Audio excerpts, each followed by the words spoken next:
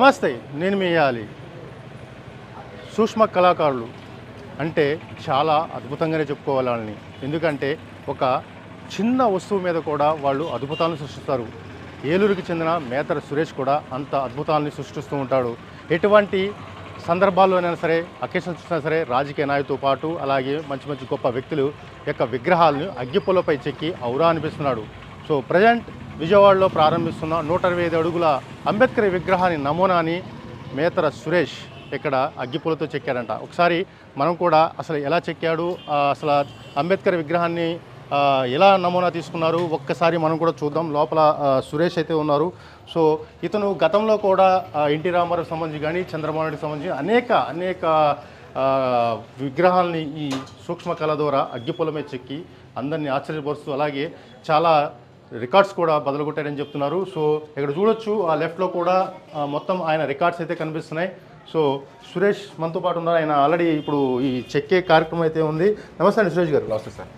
ఏంటి అంబేద్కర్ గారి మీరు బొమ్మని గీశారు అని చెప్పేసి విన్నాను. సో ఏంటండి ఇది? సార్ ముందుగా మీ ఆంధ్రజ్యోతి వారికి నమస్కారం సార్, ఏబిఎన్ వారికి. సార్ నాకు అంబేద్కర్ అంటే చాలా ఇష్టం సార్. అయితే నేను మైక్రో ఆర్టిస్ట్ని. నేను ప్రతి నాయకుడిది, ప్రతి రాజకీయ నాయకుడి కాడి నుంచి ప్రతి స్వతంత్ర పోరాటం చేసిన నాయకులది కానీ దేశ నాయకులది కానీ నాకు ప్రతిబింబాలు చెక్కడం నా హాబీ అండి. నేను ఇప్పటికీ ఇండియన్ బుక్ ఆఫ్ రికార్డులో స్థానం సంపాదించుకున్నానండి. అలాగే ప్రతి గిన్నిస్ రికార్డు కొట్టాలని నా ఆశ అండి. దీనికోసం నేను ఇంకా ఏం చేస్తే బాగుంటుందనే అభిప్రాయంతో నేను చాలా వరకు చేసుకొచ్చాను. అయితే విజయవాడ నడిబొడ్డులో ఆవిష్కరించబోతున్న అంబేద్కర్ గారి విగ్రహం కోసం ఆలోచించి అక్కడ ఉన్న నమూనాను తీసుకొని నా వంతు నేను ఏం చేయగలను అనేది నా వంతుగా నేను కొద్దిగా చిన్న మన చార్ట్ ముక్కలు తీసుకుని వాటితో నమూనా తయారు చేయడం జరిగిందండి. తర్వాత అగ్గిపుల్లతో అంబేద్కర్ గారిని చెప్పడం జరిగిందండి. సురేష్ గారు, అంటే ఈ నమూనాని తీసుకొని మీరు చెక్కారు కదా, అంటే దీనికి ఓవరాల్గా అంటే ఈ అగ్గిపుల్ల ఒకటి తీసుకున్నారు, ఇదంతా అగ్గిపుల్లతోనే ఇదంతా తయారు చేశారు? లేదు సార్, ఇదంతా చార్ట్ సార్. ఇదంతాను ఓకే, చిన్న చార్ట్ని కట్ చేసుకుంటూ ఏ లెవెల్ వరకు ఎంతవరకు ఉంటుంది అనేది కట్ చేసుకుంటూ. ఇది మాత్రం అగ్గిపుల్ల అంబేద్కర్ గారి మటుకు అగ్గిపుల్ల సార్. ఇది అగ్గిపుల్ల. దీనికి కలర్ వేసారు గోల్డ్ పెయింట్ వేసి ఆ యొక్క సైజుని అంటే కొంచెం అంబేద్కర్ గారు కొంచెం ఇలా ఉండాలి అనే దాంట్లో పెయింటింగ్తో దాన్ని లాక్కొచ్చారు సార్. ఓకే చూసారా, ఇది ఒక నమూనా అయితే ఇక్కడ కనిపిస్తుంది.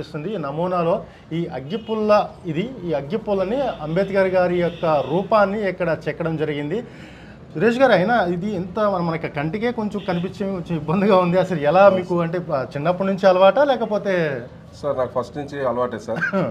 గతంలో ఫస్ట్ నుంచి కూడాను నేను ఈ అగ్గిపుల్లల మీద ఏ ప్రతిబింబాన్నా సరే చెయ్యాలి అనే కాన్సెప్ట్తో పట్టుదలతో చేస్తున్నాను సార్. నాకు అన్ని బొమ్మల మీద కొంచెం నాకు ఈ విగ్రహం ఇలా చేసినందుకు నాకు తృప్తి అనిపించింది సార్. ఎందుకు? నాకు అంటే అంబేద్కర్ అందరవాడు సార్. అంబేద్కర్ ఏ ఒక్క కులానికో ఏ ఒక్క మతానికో సంబంధించినవాడు కాదు సార్. అంబేద్కర్ అనేవాడు మన రాష్ట్రమే కాదు సార్, మన భారతదేశంలో ప్రతి ఒక్కరు కూడాను అందరి వాడి కిందనే చూడాలి తప్ప ఏ ఒక్క మతానికో ఏ ఒక్క కులానికో సంబంధం అనగట్టడం అది పద్ధతి కాదు సార్.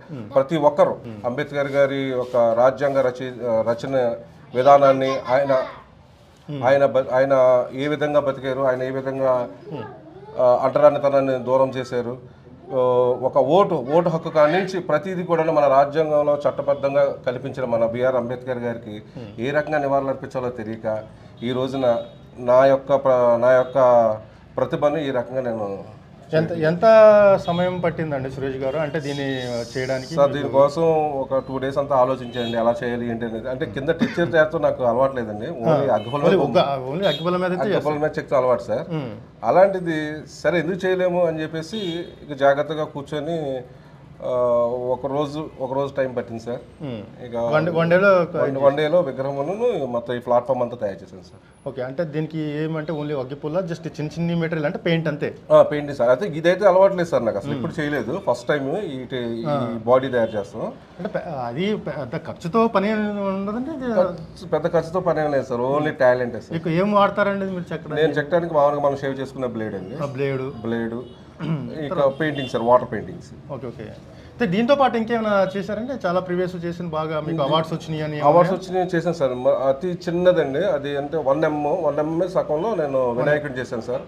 వినాయకుడు అట్లాగే మన దేశ నాయకులు ప్రతి ఒక్కరండి, గౌతమ్ బుద్ధుడు కానీ లేదా మన నట సౌరభం ఎన్టీ రామారావు గారిని కానీ నిన్న వర్ధంతి సంబంధంగా ఆయన బొమ్మ కూడా చెప్పడం జరిగిందండి. అలా ప్రతి నాయకుడిని ప్రతి ఒక్కరిని మనం చేయడం జరిగిందండి. ఇది ఎన్ని ఇంచెస్ అని చెప్పుకోవచ్చు అండి? ఇది మనకి చెప్పుకోవచ్చు. ఇది విగ్రహానికి వచ్చేసరికి విగ్రహం వచ్చి అరంగులు మీద కొంచెం ఉంటుంది. అంటే మీ మెజర్మెంట్ తీసుకుంటారా లేకపోతే లేదు సార్, అది బొమ్మ చూసి చెక్కితే నా ఏళ్ళు కట్ అయిపోద్దండి. బొమ్మ చూడకుండానే ఒకసారి బొమ్మను చూసి అదే పవర్ని దాని మీద ఉపయోగించి కంటిన్యూగా దాన్ని చేయడం జరుగుతుంది. అంటే ఇప్పుడు ఎన్ని వాట్స్ తీయచ్చు? ఇప్పుడు వచ్చి కళా ప్రవీణ, కళా ప్రపూర్ణ, ఇండియన్ బుక్, ఇలా ఒక 4-5 అవార్డ్స్ నాకు వచ్చినాయి ఈ రోజు కూడా. ఏమేమనుకుంటున్నారు అసలు? నావేం గిన్నిస్ రికార్డ్ కొట్టాలి సార్.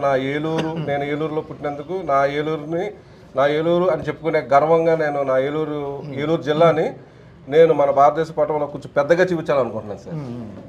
నా సార్ ఓవరాల్గా అంటే ఇప్పటికొచ్చి ఎక్కువ మీకు సంతృప్తి ఇచ్చిన ఏమండి మీరు చెక్కిన బాగా ఇప్పుడు దాకా అంటే ఒకదాని మించి అలా చెక్కుంటూ వచ్చాను కానీ సార్, ఈ రోజు అయితే నాకు కొంచెం తృప్తి అనిపించింది సార్. ఎందుకంటే 125 అడుగులు ఎత్తు బొమ్మని నేను అతి చిన్నదాని మీద చెక్తాం అనేది నాకు ఓకే, అది కొంచెం మనసు. ఇది అంగుళం ఉన్నారా? అంగుళం సార్, అరంగుళం ముప్పాతికి సార్. అంటే అరంగుళంలో అంబేద్కర్ మనం అనుకోవచ్చు సార్. ముప్పాతికి ఓకే ఓకే. సో అంటే అరంగులు చిన్న ఇంకా అరంగులం మీద కొంచెం పెద్దగా ఓకే ఓకే.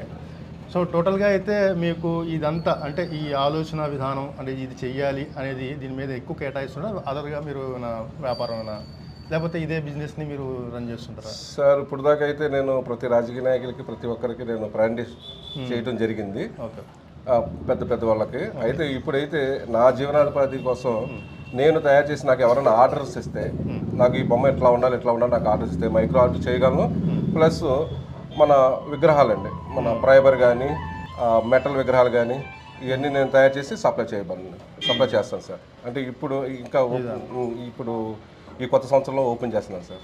అంటే రాష్ట్రంలో ఇంకా మీ అంటే మైక్రో అంటే ఈ సూక్ష్మ కళాకారులు ఉన్నారని చాలామంది ఉంటారు. సో చాలామంది వాళ్ళ టాలెంట్ని అంటే ఇలా చూపిస్తూ ఉంటారు సార్. ఇలా మీకు ఇలా కాంటాక్ట్స్లో ఉంటారు వాళ్ళందరూ తెలుసు? లేదు సార్, అందరూ ఒకటి మించి ఒక ఆర్టిస్ట్ ఉన్నారు సార్. నేనే గొప్ప అనుకుంటాం తప్పు. నాకు మించినోడు ఇంకోటి ఉంటాడు, అతనికి మించినోడు ఇంకోటి ఉంటారు సార్. అయితే ఎనీవే కళాకారులు అనే వాళ్ళంతా మైండ్ సెట్ అంతా ఒకలా ఉంటుంది అనేది కూడా కష్టమే. అయితే ఎవరికి తోచింది ఎవరికి ఒక స్కూల్లో నేను బాగా చదవాలి అన్నట్టుగా ఈ ఆర్ట్లో నేను బాగా ఎదగాలి అనే తాపత్రయ పడతా ఉంటాం సార్. అందరూ ప్రతి వాళ్ళు తాపత్రయ పడతా ఉంటాం. ఓకే అండి, కంగ్రాట్స్ అండి. అంబేద్కర్ గారి యొక్క ఆశయాల్ని కనిపించేలాగా చూపించారు.